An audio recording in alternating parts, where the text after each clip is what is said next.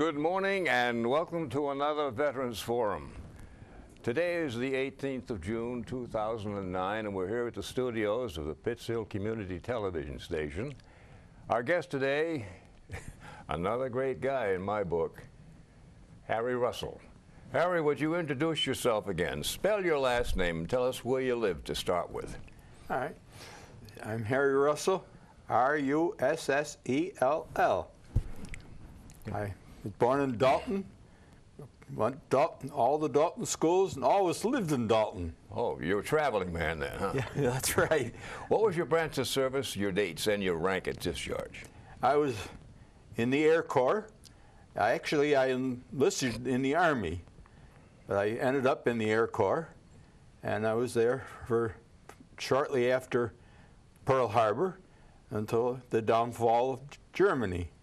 And then I was sent back home here to the United States and discharged. And what was your rank? I ended up as a staff sergeant. Oh, country boy made good, huh? Oh, That's yes. Great, okay. Yeah. So from 1941 to about 1945, That's right. You were doing your thing. That's okay? right. Now, I'd like to go back and kind of set the stage and build you up so we know where were you born, when, how was it growing up during the Depression, and were you in school when the war broke out, or you through school, and then how did you come into the Air Force?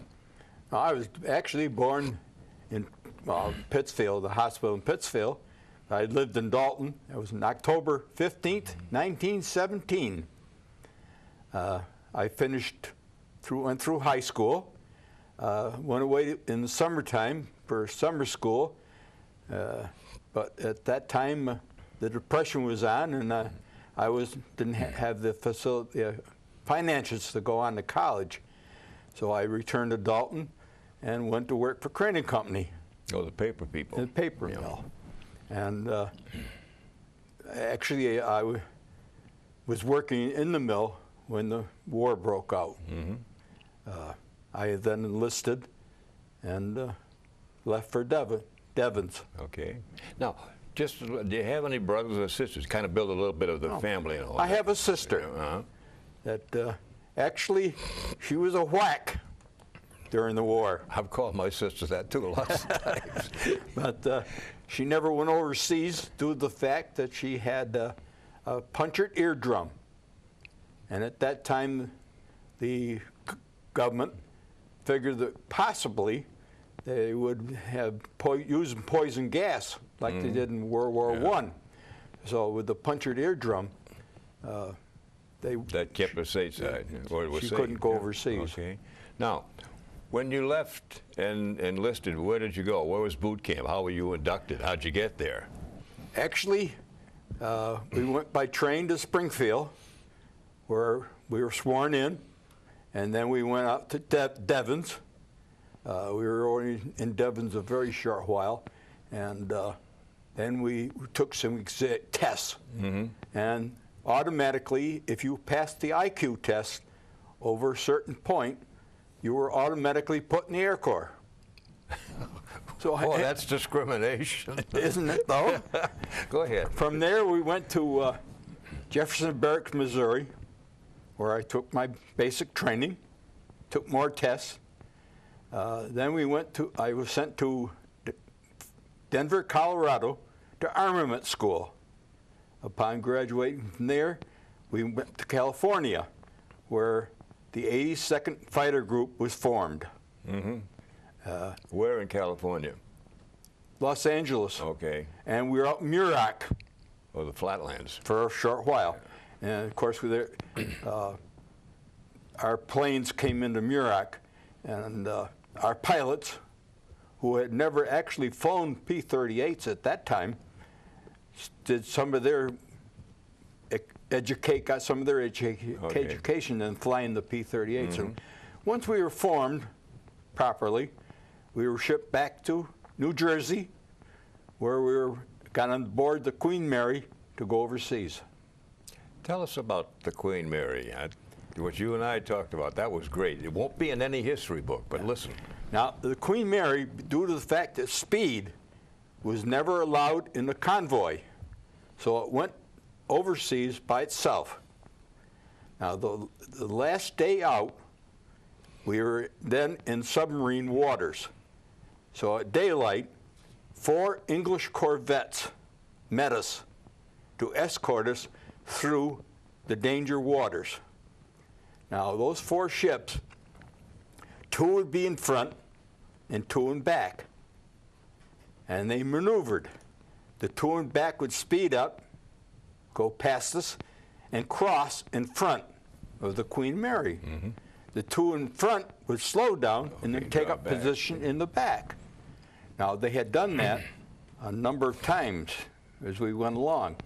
And for some reason or other, the one on our right got too close to the Queen Mary. And when it crossed, the Queen Mary hit that corvette and cut it right in half. Mm. Now, the front part of that corvette just skimmed along the water and sunk. The back part just went along the side of the Queen Mary, out the back, and also sunk. In the accident, of course, put a fairly large hole in the front of the Queen Mary. The Queen Mary then came to a, well, not quite a halt, slowed way down to assess the damage done. And not push any more water in. And they just sealed off a few compartments, and we slowly then went on to the mouth of the River Clyde. Now, that's where they dropped anchor. The Queen Mary being large, they never tied it up to a dock because they're afraid if it was tied up, it would be bombed. Yeah. So they always anchored in the River Clyde. We unloaded from there onto small boats and were taken to the destination of where we were going. We ended up in Northern Ireland. Oh, from Scotland to Ireland, touring the British Isles. Yep. At that point, there was 30 men picked to go what was called invasion school. We were flown then to, the 30 men were flown to England, where we went to school. And we then learned how to properly take care of ourselves under many different conditions. Air raid, strafing, and bombing. And desert, we landed in the jungle, in the desert, of how to work our way out. We knew it was an invasion school, but we didn't know where the invasion was. So after we'd been there about 3 or 4 weeks, in the middle of the night, we were called up, put on board a transport, and took off. At daylight, the crew chief of that plane told us to look out the windows, and we could see the Rock of Gibraltar. At that time, we knew that we were going to, the invasion was Africa. So we landed in Africa. Any idea where? Can you tell us? Yeah, we landed in Casablanca. Oh, okay. You and Humphrey Bogart. Yep. But once the Navy started to shell Africa that morning at daybreak, the Germans moved out. They just took off and left the French troops there at the airfield. Just left them. When we were supposed to get a signal from Gibraltar to tell us if Casablanca Airport was free, was to land. Yeah, okay. We never did get a signal. So the commander of the flight just said, well, we'll land anyways. So we landed. The French troops then were afraid to show themselves because they were afraid that we'd shoot them. So what they did, they sent out a young lady. She come out of a big glass enclosed building to surrender the airport to the American troops. And after she come out, we unloaded. We landed our planes. One landed one way and the other, so that when we got off the planes, we were in the middle of the runway. And we used the planes for protection. Oh, you didn't trust them? No, never could trust them. But once she surrendered, then of course we knew we were free. And then she hollered, and the French troops showed up. And that was our initial invasion, our part of the invasion. Kind of a small edition of the Statue of Liberty that they sent to the U.S. In a way. And she was there, Statue of Liberty. They just figured that, hey, we wouldn't shoot a woman. Yeah. You know? Good thinking. Good thinking. Okay, then what happened? Well, those 30 men were what they called an advanced echelon. Now, that was Casablanca was the only airport. That was the only airfield in Africa, or for that time.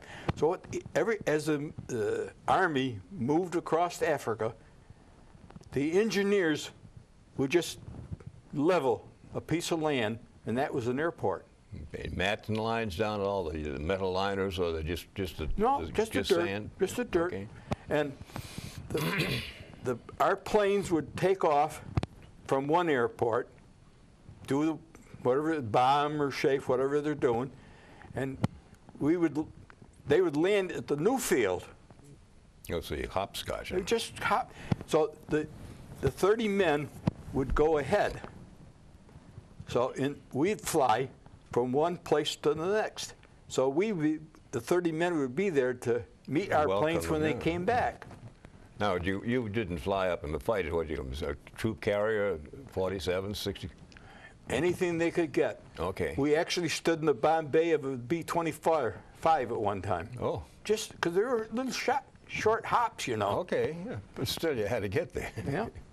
Well, we just went, that's the way we went, completely from one side of Africa right across the top to the other side. Okay. In many little hops. But we had no living condition, nothing. No tents, nothing. No shelter have, see? We had pup tents. Oh, yeah, shelter have, yeah. So what we did, two of us would get together, and when they get the runway finished, we just dig foxholes. Right beside them? Pretty much so. Yeah. And we put the pup tent up over the foxhole, and we lived in the foxholes. And what you have in the way of support as far as chow and supplies and all that, was that flown into, or did you scrounge whatever you could get? No, the 30 of us, we just sort of had our own kitchen for a while, just makeshift kitchen. We go to quartermaster and get food. No K rations, C rations? No. Sometimes they bring in C rations for us.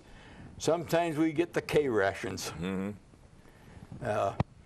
Then after, maybe 4 or 5 hops, squad tents come in. And we did get in squad tents. Okay.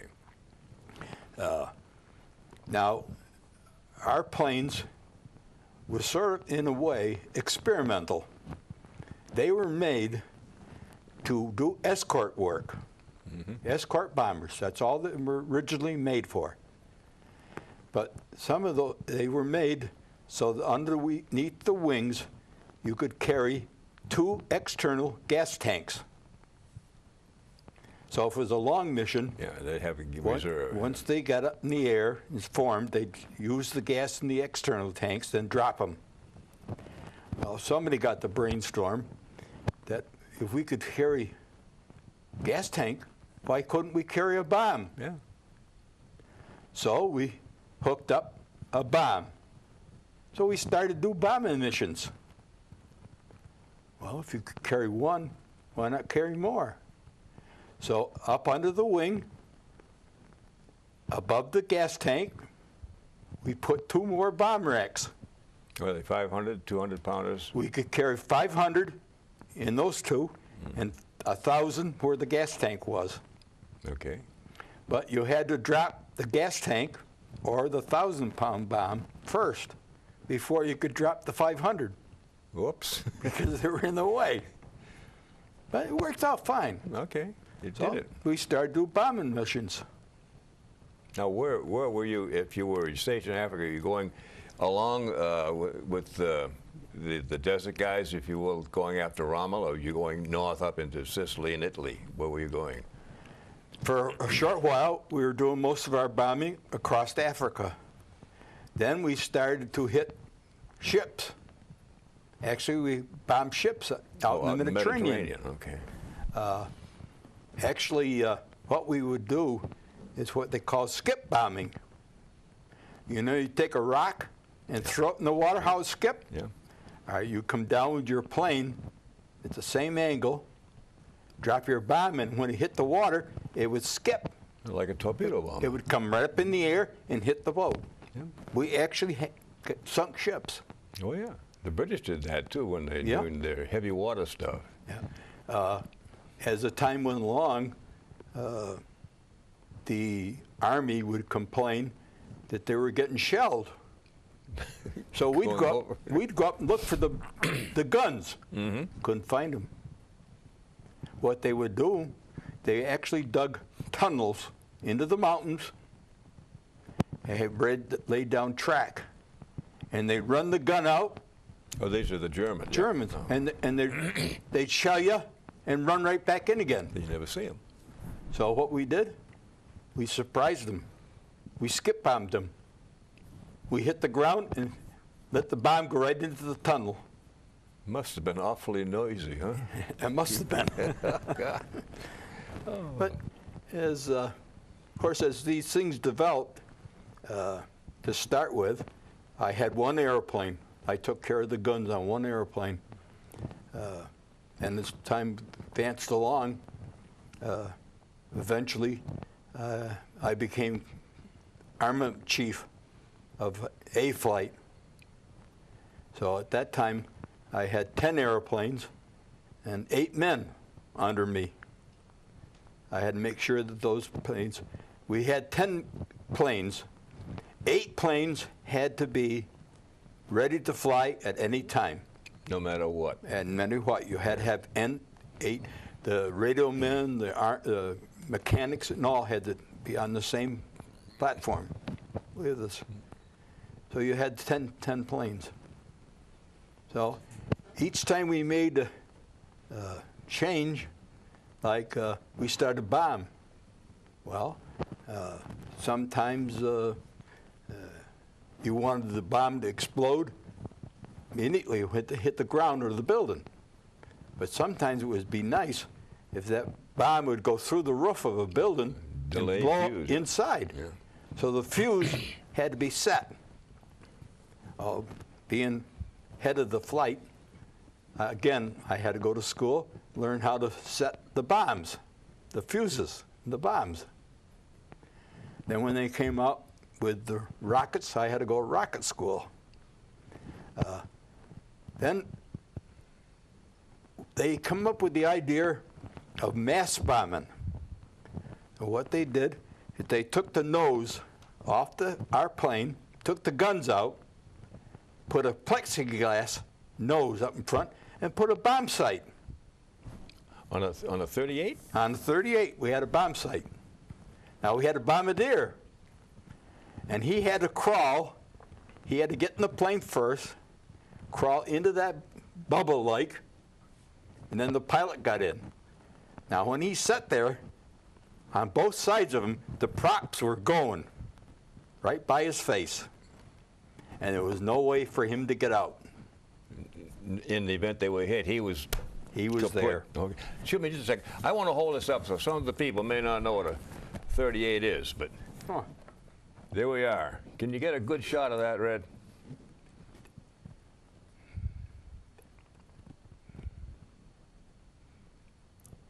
I have a picture here of the plane with the bombs on. Okay, well, just a second. I just want to, whoop, I'm going to go the wrong way. There it is. Now, one of the stories one of the other guys told me, I'm not taking anything from him, but when they flew bombing mission escorts from Fuji, the Tuskegee Airmen flew these things, and they never lost a ship going or coming. And when they approached whoever they were, if you will, convoying, they'd go up on their side so that you could see, let's see, the double wings to make sure that they weren't shot at, because it looked a lot like the German fighters. Yep. Now, this other one here. Now, here's the plane with the 6 bombs on. Kind of tight, but yeah, they were beautiful. Expert cameramen back there. Now, these are the kind of stories that you'll never see or hear in any history book. Guys like Errol and the others that you have seen and have heard, and hopefully more coming, they'll give you the real story of what went on. Now, we had a score, we used to keep score. Uh-oh. Of every time our pilot would come back, if he had a victory, we'd put it on the board. And here's the picture of the board, of the scoreboard. Wow. It looks like a bunch of mosquito eggs on us. What's the total? Do you ever have a total? How many missions, how many hits? At that time, it's written on the top of it, at that time when the picture was taken. Okay, let me read it there, if you will. There were 523 soars. There were 135 ships on the ground for a total of 658 planes, and they hit, of all things, 101 locomotives in their strafing. They hit 135 ships on the ground strafing. They sunk 9 ships in skip bombing, I would guess. Yeah. And in combat, they shot down 540 planes. Not too bad for a bunch of kids from nowhere, huh? That's right. It's a number, but it's a great number. Go ahead. I'm sorry, but we got to get this stuff out. That's all right. What they would do is what they call mass bombing. Now, the bombardier would get in that plane. He'd also carry bombs. Mm-hmm. He would fly ahead of the flight and just a little bit higher. And he would then, as he come into his target with the bomb sight, he would tell the pilots by the radio, "Okay, get ready." And they'd all throw their switches. And they would watch him.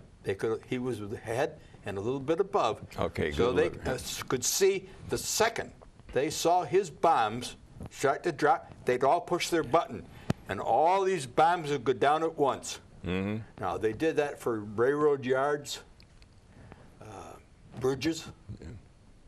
And that's the way they worked it out. Oh, yeah. They called it mass bombing. Oh, yeah. And it made a mess when they hit. Now, before that mission, we had to make sure that his bomb racks worked.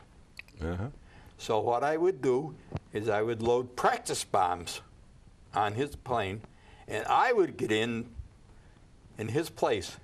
So I had to go to school to learn how to work that bomb sight. You got no overtime pay for that, though, did you? No, just a good thank you. So just before the mission, we would load the practice bombs, and I had an area. The pilot knew where the target was. Mm-hmm. It was just a mark on the ground. And I'd use the bomb sight. I'd drop my practice bombs, make sure the racks worked, and then we'd come back and we'd load his bombs, and they'd take off. Everybody else would check the same way, huh? So a number of times I went to school for this, that, and the other thing. So you're kind of smart, huh? Well, it's just a job that fell on my lap. Yeah. Now, of course, the president, he'd come up with a system where if you got medals or something, you would get points. Mm-hmm. Now, he came up with 85 points. Oh, this is for discharge, yeah. To get a discharge. When I returned to the United States from Europe, I had well over 100 points. So they let you out. So, in Devens, there was an old gray-haired colonel, and he says, "Son, with your education, you'll never get the discharge. Uh-oh, you were too damn good. They need you in the Pacific." Uh-huh. But he says, "Let's try." Well, they gave me my discharge. I got out. I didn't have to go to the Pacific. Oh, good. Now,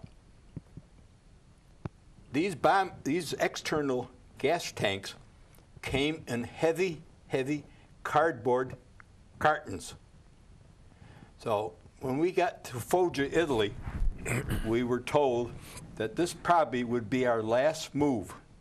We were going to be permanent. Okay, this is your operations base. Because we could hit anything we wanted from there. So 3 of us got together, and we salvaged the cardboard, and we made ourselves a little house. No.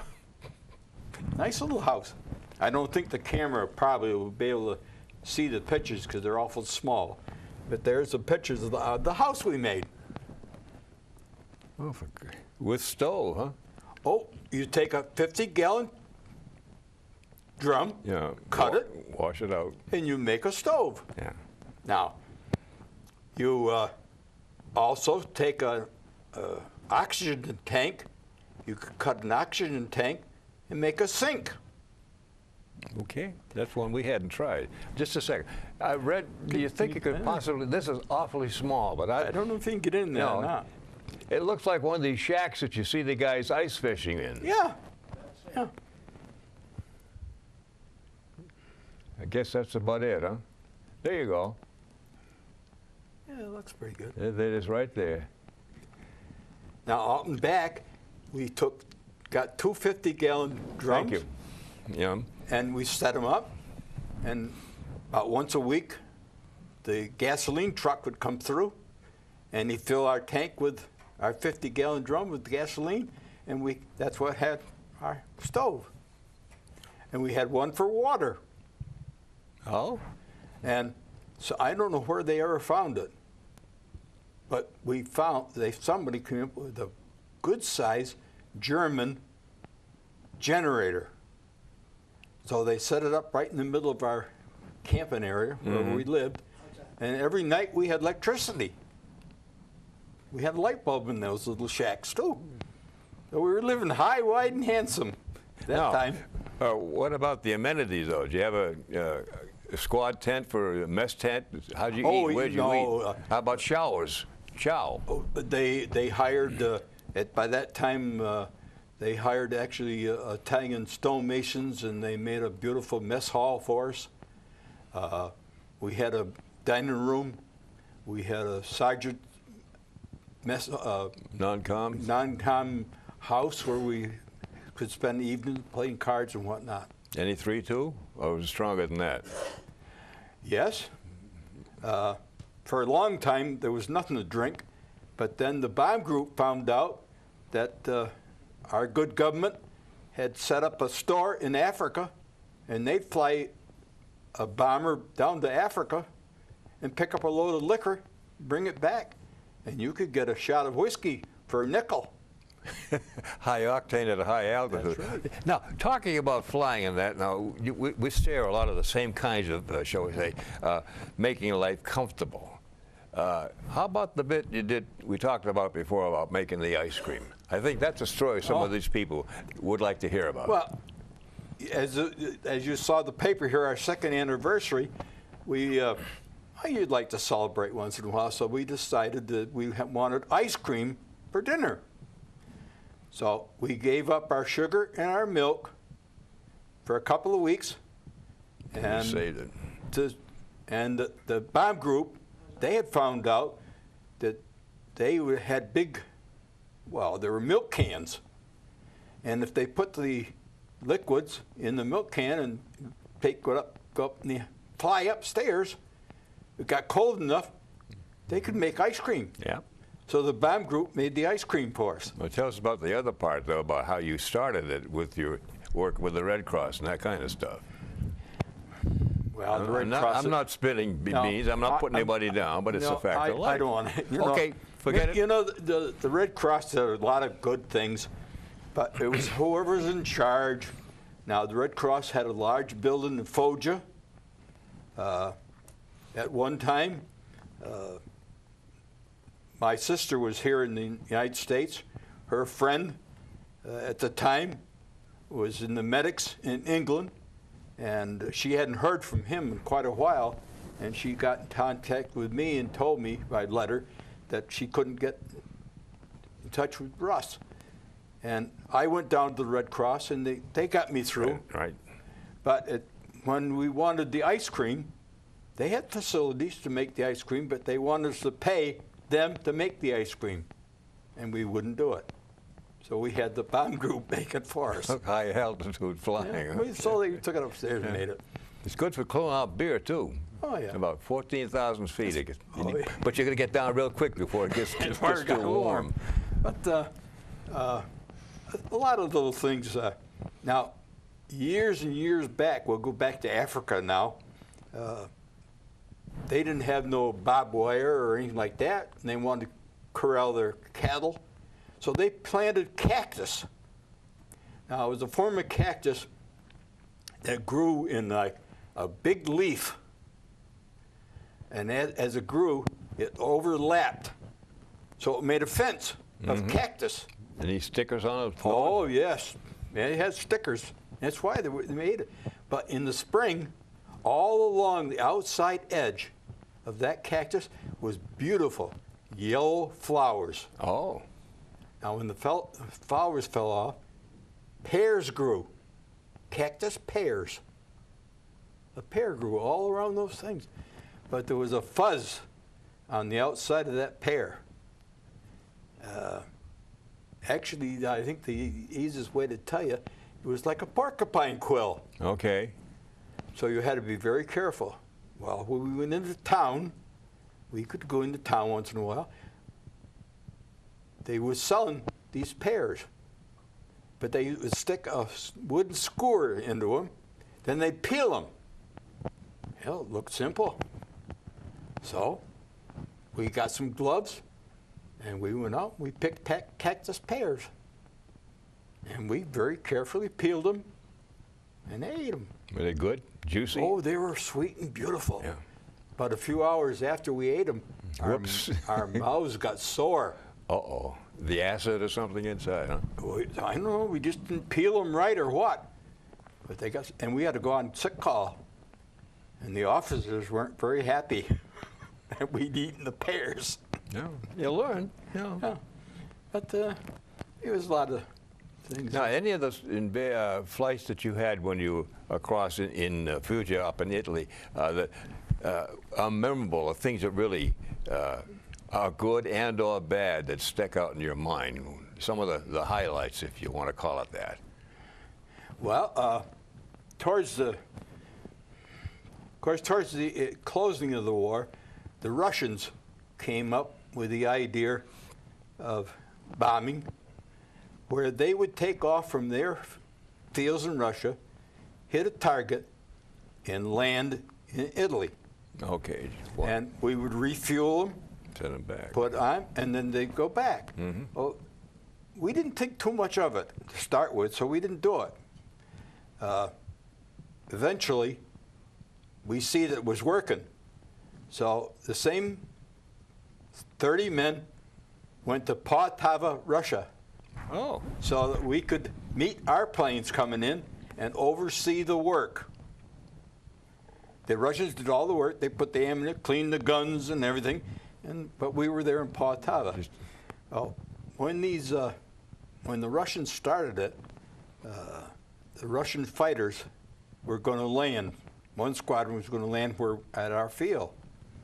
So as the planes came in, our commander would say, "Okay, that's your plane."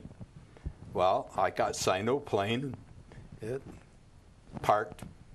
I climbed up, opened up the canopy, and I was a good soldier. "Sir, have a good flight, sir." "Sir." And I sirred the hell right out of that pilot.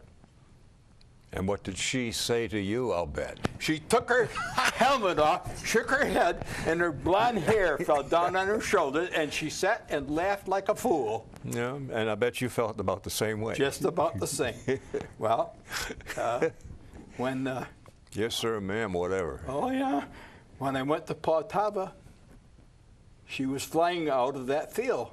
That's where her home was. So I got to know her quite well. Oh, good. Yeah. But we were restricted. We could not leave that field. Yeah, no fraternization.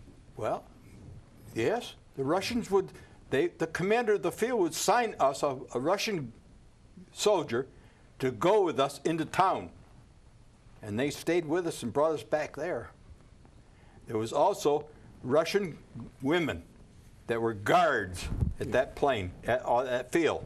Another one, Red, if you will. We're going to work him to death right now. See, he's getting old. He can't get up too quick. I'm trying to hold it so you don't get a shadow or a flash. There you go. Oh, there. There. Now you see that brown belt around her waist? Yeah.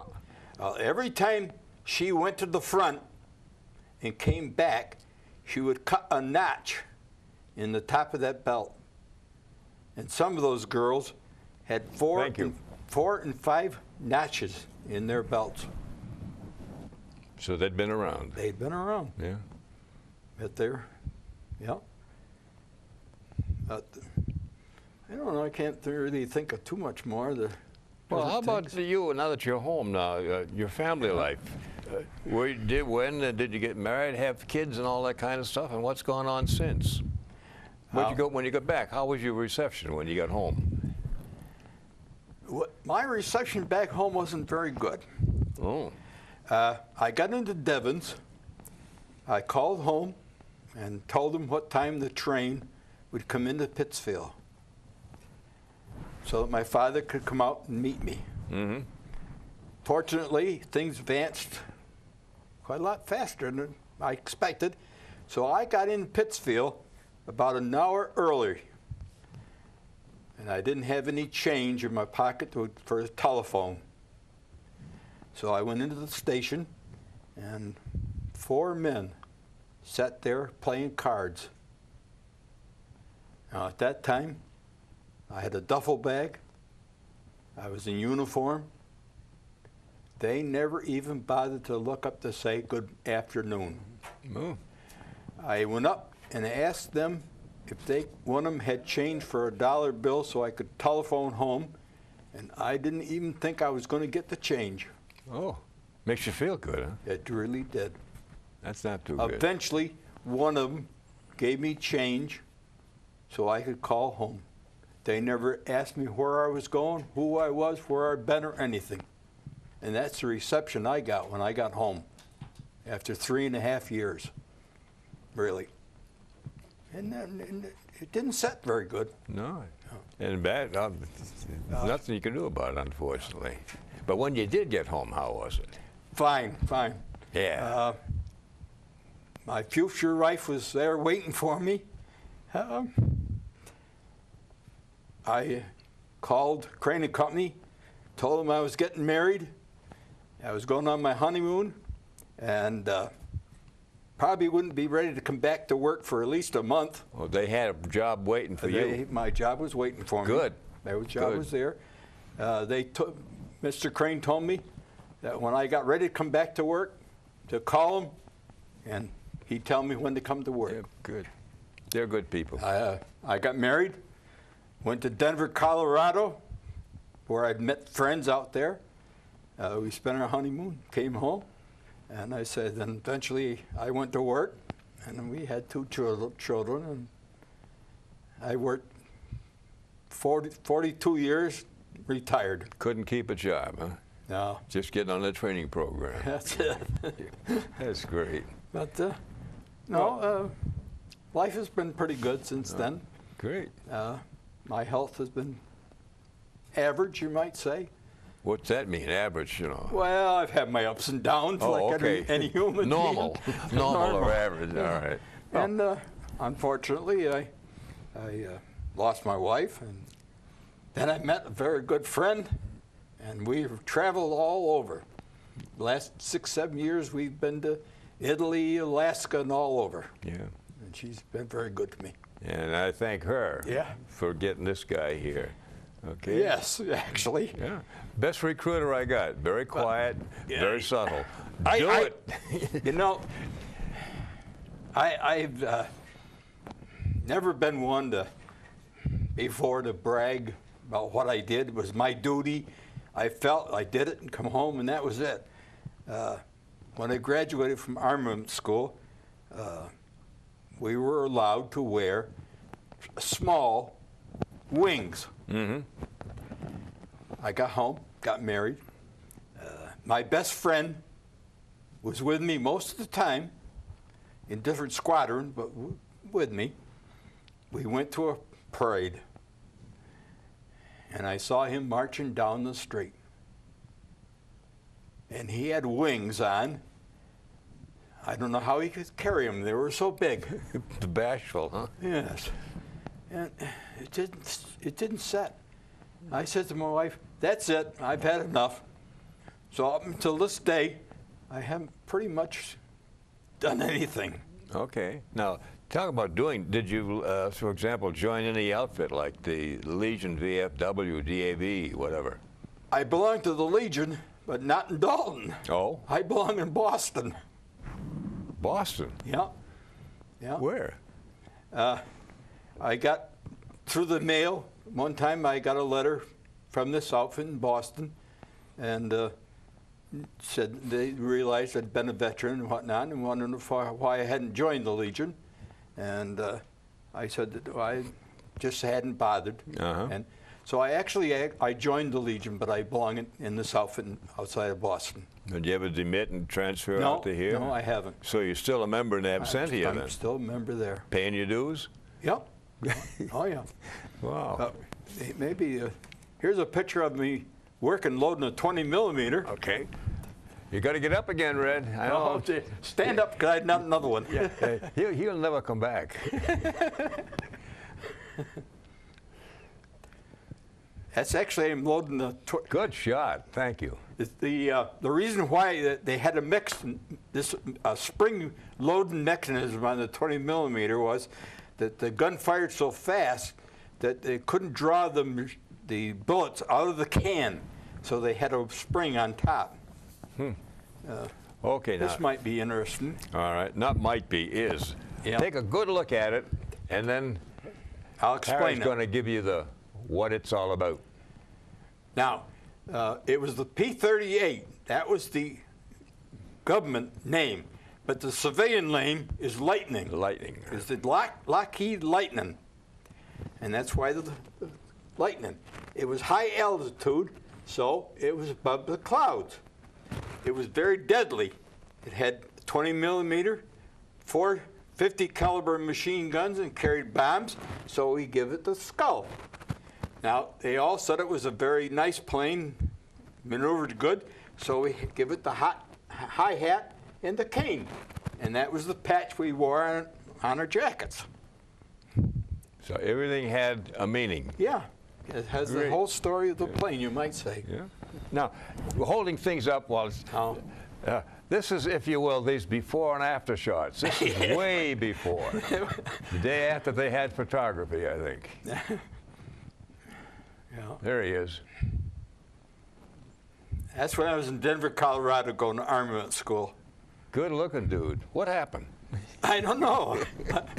Oh, gosh. Okay. Now, this has been kind of short. Some of it's pretty sweet. But in kind of a wrap-up, do you feel, or what's your opinion, was your service life positive or negative, and what kind of an impact has it had on what you've done?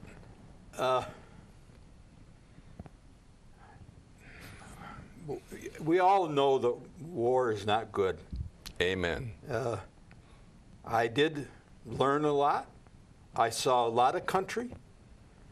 And I don't really think the service will hurt anybody physically or mentally or anything, actually, other than the war. But just to be in the service, no, it's not going to hurt you. It's going to develop you, actually. Yeah.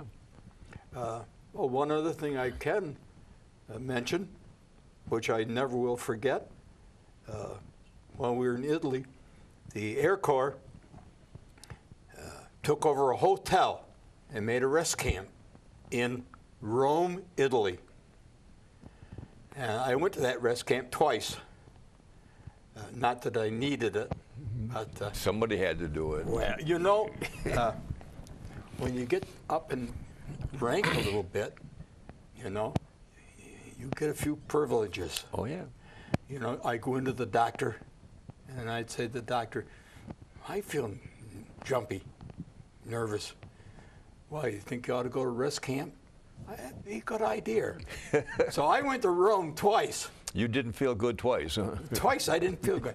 But on one of those trips, I will say, excuse me, I saw the Pope. Now, every morning, at a certain time, they had a huge room, and any military soldier, didn't matter what country, any country, could go there, and the Pope would come out and bless the troops. Mm-hmm. And I had the opportunity to personally talk to the Pope. And I'll never forget it. Yeah. So, And I bet he was glad that you were there, among others. You know, of course, we all know that they're all well educated. But in front of me in line that morning was a dark African soldier.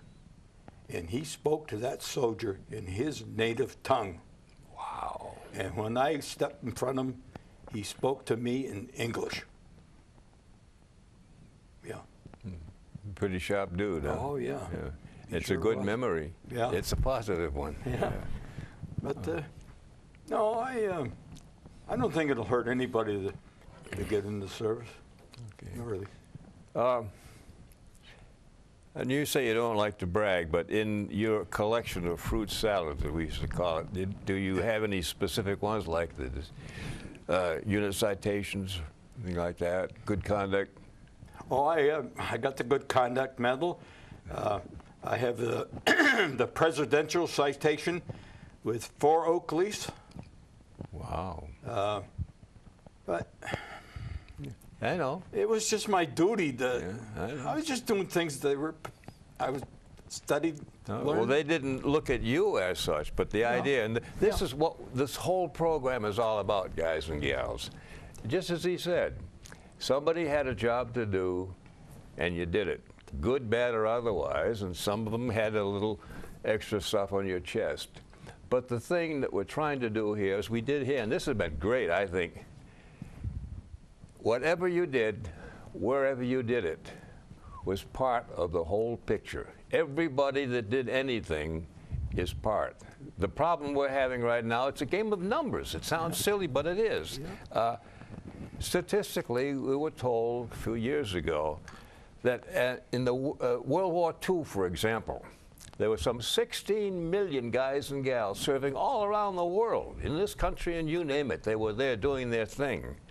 As of about 1.5 or 2 years ago, the actuarials say that about 2 million left. And us old folks, we're dying at the rate of anywhere from 12 to 1,500 a day. We're becoming a very endangered species. But that's what we want to get before guys like us and those of you out there who still have a story to tell. Please, don't put it off as, nothing, I don't think I want to, because every one of us is part of that story. Every one of us helped, whatever the end result was. But the thing that's most scary to me, trying to do this program, as I've said many times, when I read the obituaries and he or she was a veteran of whatever war, World War II, Korea, those guys, I haven't had one guy from Korea yet, Vietnam, Desert Storm, Venezuela. You've got to come and tell your story, because if you don't, nobody else will. Yeah. Okay, it's that simple. It'd But be again, be buddy, lost. Yeah. Yeah. I say thank you, and Well, you're nice and warm. Come back again soon. But please, if you do, if you can, if you will, come on, tell your story. We're here to help, and we'll do anything to make it worth your while. Bob Stevens again saying thank you and hope to see you soon. Goodbye.